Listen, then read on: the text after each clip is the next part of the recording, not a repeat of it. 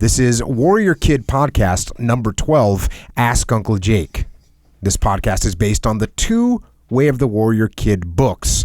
The first one, Wimpy to Warrior, The Navy SEAL Way, and the second one, Marc's Mission. The books are about young Marc, who faces a lot of the problems that kids everywhere face.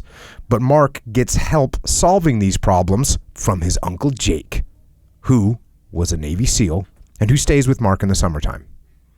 This podcast is for kids to hear some more lessons from Uncle Jake and also to get the chance to ask Uncle Jake some questions. So here we go. Now, these first three questions are from one warrior kid named Alana, and I actually know her. She's a very hard worker. She can read really well. She studies hard, and she's also awesome at Jiu Jitsu, which is pretty neat. So here we go. First question from Alana. Is honey a good treat? Okay, is honey a good treat? Well, we do know that honey tastes really good, so it is certainly a treat. But at the same time, honey is something that you shouldn't have too much of too often. And the reason is because honey is a natural form of sugar. We know it comes from bees, so it's natural, but it is still sugar. And too much sugar is definitely not good for you. So if you love honey, which a lot of people do, I don't quite love honey, but I definitely think it tastes good. If you really love it, have a little bit of it. A little bit of it, maybe once a week. Make it a special treat for yourself. Or if you want to have it more than once a week, then only have a tiny, tiny, tiny, tiny bit. You don't want to eat too much honey. So it's a good treat, but don't overdo it. And that's it. The next question from Alana is, should I feel bad for a bully when they get hurt? Okay, well, you might not feel bad for the bully, but you probably should, because that bully is still a person, right? Now, you don't know also what has made that bully act so mean. And this is something that Marc learned in the Way the Warrior Kid 2 book, Marc's Mission. If you remember, he learns that maybe he didn't understand everything he should know about Nathan James, who's kind of a mean kid that calls other kids names, including Marc. And at one point in the book, Uncle Jake and Marc, they kind of do some observing of Nathan James, and they see that he lives a pretty tough life, a lot harder than the life that Marc lives. And so I'm going to go to the book here. Come on, Marc. Let's go, Uncle Jake said as he motioned with his head to start walking away and back toward the rec center. By this time, it was really late and really dark. It was definitely past my bedtime. Seems like his life is a lot different than yours, doesn't it? Uncle Jake asked. Yes, Uncle Jake, it sure does. What kind of kid do you think you would be if that was your life? Do you think you would be as nice as you are? Do you think you'd be a little jealous of other kids with their nice snacks packed for them every day and the nice houses they live in? Probably, Uncle Jake, I told him. He was right. It almost seems like Nathan lives in a totally different world than me, I told Uncle Jake. Uncle Jake answered, that's because he does live in a totally different world than you. Now, do you think that if you lived in that world, where you are alone most of the time and basically begging for food, do you think you might have a hard time relating to kids that have everything given to them? Do you think you might even be mean to them? Uncle Jake asked. I thought about that for a second. Just because he doesn't have nice food doesn't give him the right to be mean to people, I told Uncle Jake. I didn't say that it gave him the right, Uncle Jake replied. But do you see how it could happen? Do you understand maybe why Nathan might act the way he does? Uncle Jake was right. Nathan's life seemed a lot tougher than mine. And while I don't think that gave him the right to be mean, I could see how it might make him mean, especially to kids who seem spoiled in comparison to him. Kids like me. So, there you go. That's part of the book when Marc is learning that kids are mean for different reasons. And that's something that you need to think about. And there's even in the first book, I talk about something very similar, or Uncle Jake and Marc talk about something very similar. And they are talking about Kenny Williamson. And if you remember, Kenny Williamson is the bully from the first book. And there's been a little bit of a conflict between Marc and Kenny Williamson. And finally, Marc at the end of the book stands up to Kenny Williamson, the bully, and Kenny backs down and he's super sad. And basically, he's hurt. His feelings are hurt. He might not be physically hurt.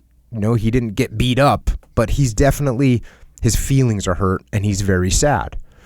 And we see how Marc responds to this. What does he do when he sees that Kenny, who's been his arch rival, who's been a bully, who's been picking on him, or who picked on him the last year, he sees that he's sad, and this is what Marc does, and I think this is the right thing. So Marc looks up and he sees the kids now playing on the jungle gym that Kenny Williamson used to let no one go on. No one could go on the jungle gym except for Kenny and his friends, and then when Marc stands up to him, other kids start playing on the jungle gym, and now they're all the other kids are running around the jungle gym and playing and swinging, and now we'll go to the book, except Kenny. He was sitting by himself with his head hung low. Even the kids that usually followed him around were gone. Then I remembered one of the things I learned in Jiu Jitsu, and one of the things Uncle Jake taught me. Treat other people with respect. So I walked over to Kenny and said, "Hey, Kenny." He looked up at me and said, "Yeah?" And then I said, "The jungle gym is for everyone. Everyone includes you. Come on." I motioned with my head toward the jungle gym and turned and walked back toward it. After a few steps, I looked over my shoulder. Kenny was still sitting down looking at me. I waved him over again. He still didn't move. So I smiled and waved him over again.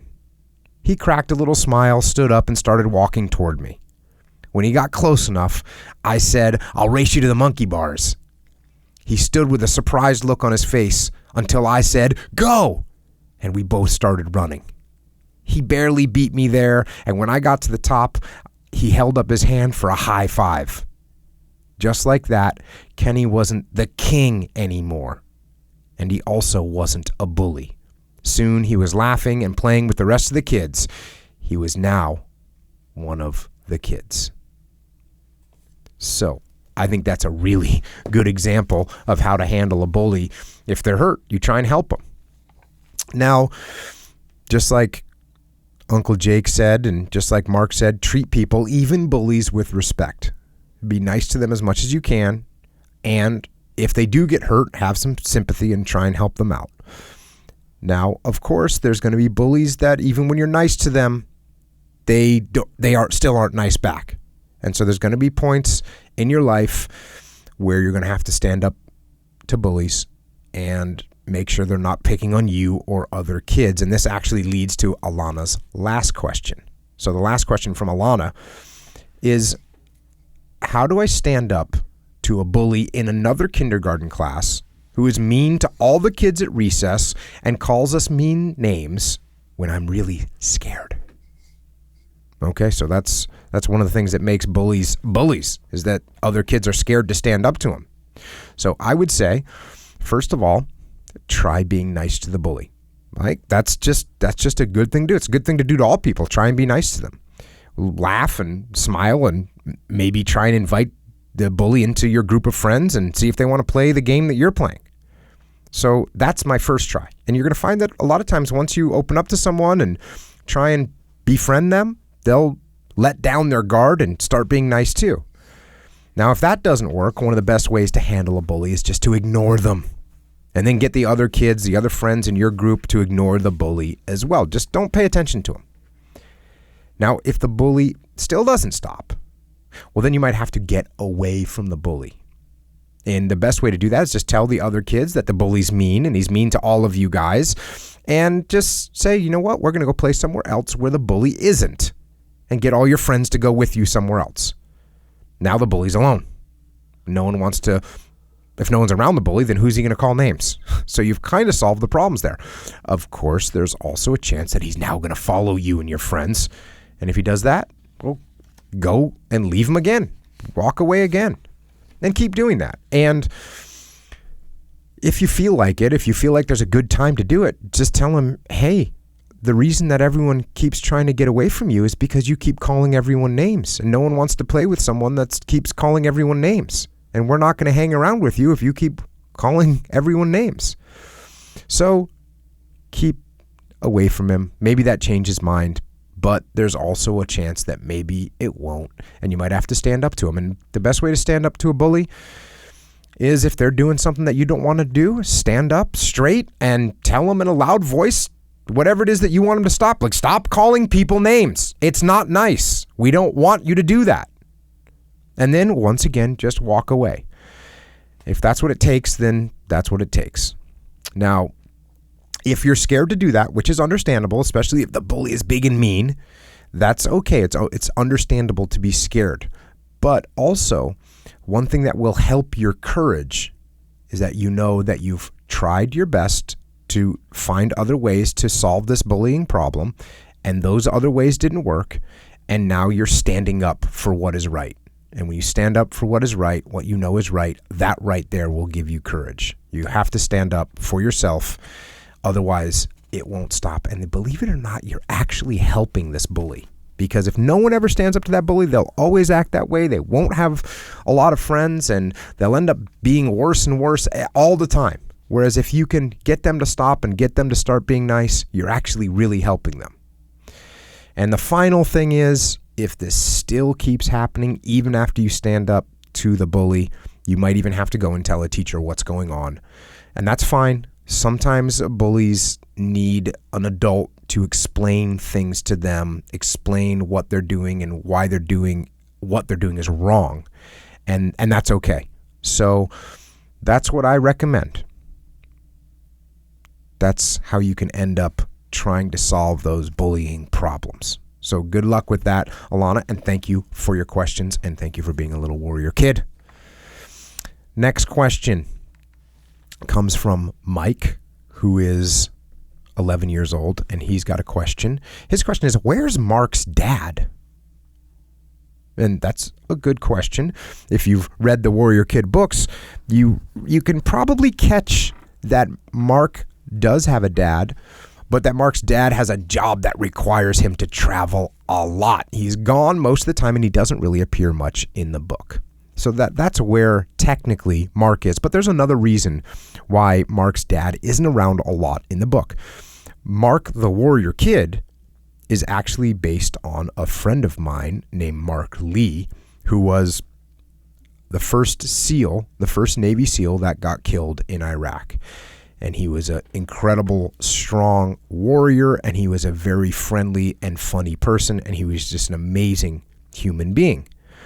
And the real Marc, that Marc, he grew up without a dad. His dad left his family when Marc was very young. And that means that the real Marc was raised only by his mom. And even though he was raised just by his mom, guess what? His mom did an incredible job, and she raised an incredible warrior. And so I knew that some of the kids that read these books and some of the kids that even are listening to this podcast right now, they might not have a dad around. And I wanted to make the character like real, like the real Marc. And I also wanted kids that might not have their dad around to realize that they could still grow up and be mighty warriors, just like the real Marc. There's all kinds of things that can happen to dads where the dads might not be around, everywhere from just a dad that is gone working a lot, or a dad, maybe things didn't work out between the mom and dad, and the dad leaves the family, or maybe in some cases, your dad could die, and that happens. That's part of life. But those things are not going to stop you from being an incredible person and an incredible warrior. And if your dad is around, that's great too. Your mom and dad are there, that's super.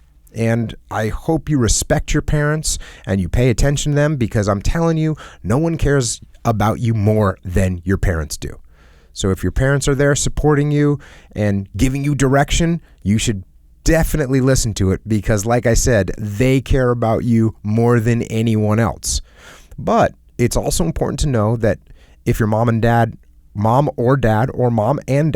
around, that's okay too. You don't need to have a dad or a mom or an Uncle Jake to be a warrior kid. What you do need is discipline and hard work and a code that you stick by. And that's true even if you have a mom and dad. A mom and dad can't make you disciplined. They can't make you want to do hard work. They might be able to force you to do it for a little while, but you're the one that has to make it happen.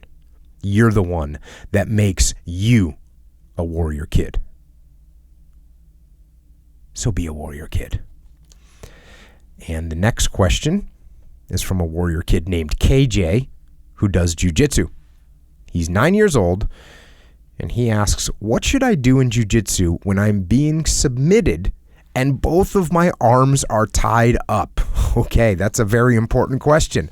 That happens to even me sometimes. When you're training Jiu Jitsu, if you get in a position where your opponent has a submission hold on you, which means that they can make you tap out and quit and say, okay, I've had enough right now. That's one of the main goals of jiu-jitsu, is to make the other person tap out. Well, there's a chance that when you're in a position where you want to tap out, you can't, because your hands and your arms are all tangled up. So if that happens, it's a pretty easy solution. What you do is you say the word tap instead. You just say tap, tap, tap, tap, and your opponent will let you go. And one thing that's important is, talk about that with your instructor and talk about it with someone before you train. And you say, hey, if I can't tap in time, I'm just going to tap. I'm just going to say tap. And they will say, okay. And that's a fair thing to do. One mistake that people make in jiu-jitsu sometimes is, instead of tapping their opponent, they tap the mat. And the problem with tapping the mat is the mat can't feel you. And so if you tap the mat but you don't do it loud enough, the person might not know you're tapping, and they keep going with the submission, and you can get hurt. So always try and tap the person. And also, if you can't tap with your hands, then just say the word tap. And also, always remember that it's okay to tap out. You don't lose, you learn. And that's very important. And the last question is from a little warrior kid named Kate. She is 7 years old, and she says, I like jiu-jitsu and gymnastics. How can I not get mad at myself when I try something that is hard, but other people make it look so easy? Okay, so we've talked about this before, and that is the fact that the madder you get about something, the worse you are going to do.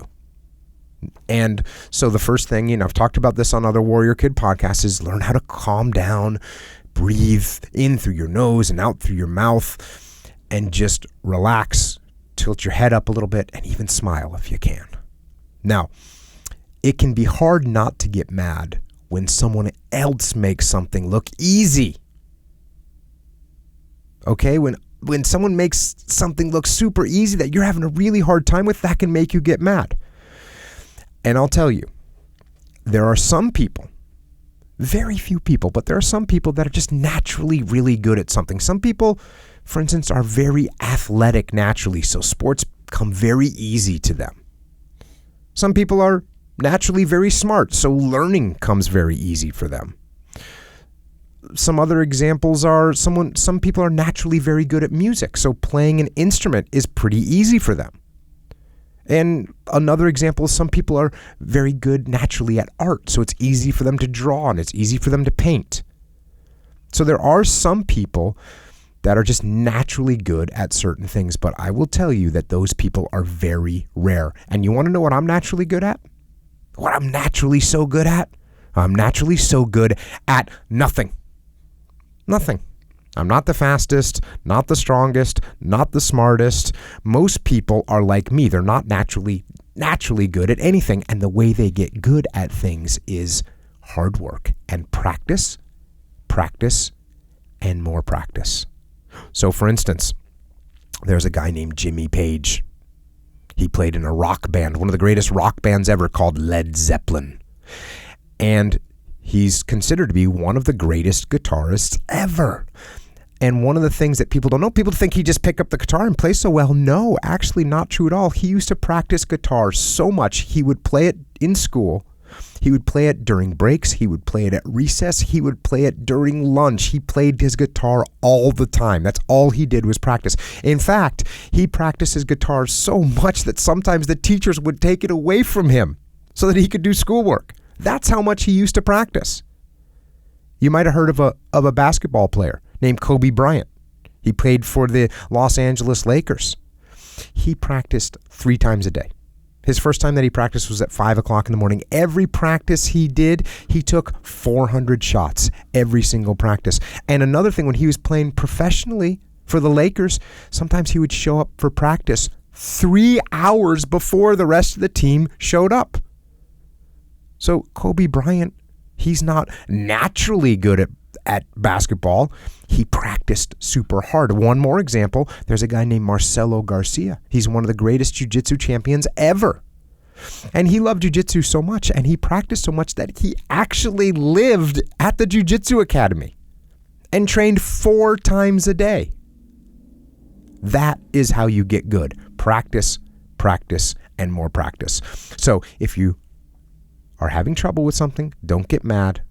Things are not easy in gymnastics. They're not easy in jiu-jitsu. They're not easy in guitar or instruments or drawing or learning. It's not easy. You have to practice. And then you have to practice some more. And then you have to keep on practicing. And that's how you'll get good. And that is all we have for this Warrior Kid podcast. If you want to get one of the Warrior Kid books, you can get them at warriorkid.com. And if you want a Warrior Kid t-shirt or jiu-jitsu rash guard, you can get them at jockostore.com. And if you want to get a jiu-jitsu gi for kids, you can get one of those at originmain.com. And that's it. Thank you for listening. Thank you for reading the books. Now go out there, train hard, study hard, work hard, get after it, and be a Warrior Kid.